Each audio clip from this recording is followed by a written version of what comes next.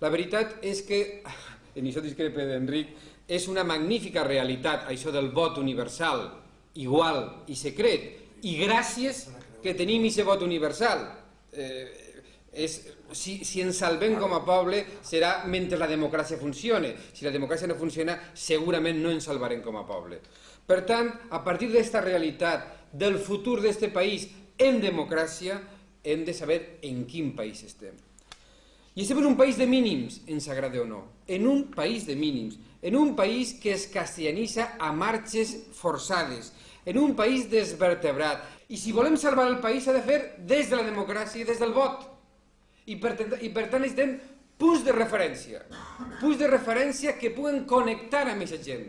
Que la gent pugui entendre, avui per avui, malgrat la filologia, malgrat la ciència, malgrat la història, dir català a la llengua nostra no és referent per als valencians. Jo vaig contar en Barcelona, en un debat que vam tindre, que sabes tu i jo, Lluís, una anècdota molt interessant.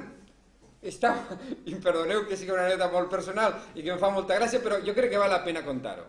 Estava en un viatge que fas així de dies per Roma i no sé per què l'agència de viatges me va portar a la plaça Sant Pere quan el papa estava venint. Jo no sabia exactament per què, segurament volíem guanyar temps. Total, que allí el papa comença a fer benediccions. I la 5a benedicció que dona és en català. Molt bé.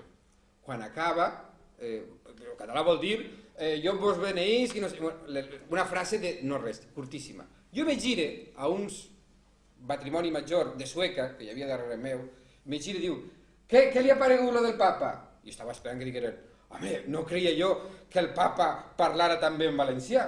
No senyor, no senyor. En el moment que va dir als feligresos catalanoparlants, o no sé què va dir, o catalofons, o no sé què va dir, aquesta gent ja no li estava parlant a ells i van dir que els havia alegrat molt que la salutació més gran fos en castellà. No els havia parlat a ells, senzillament perquè la introducció del papa havia esmentat la paraula català i ho havien entès absolutament tot. És molt important que aquesta nit així reflexionem sobre com podem tirar de la gent. Penseu que no podem caure en la batalla nominalista.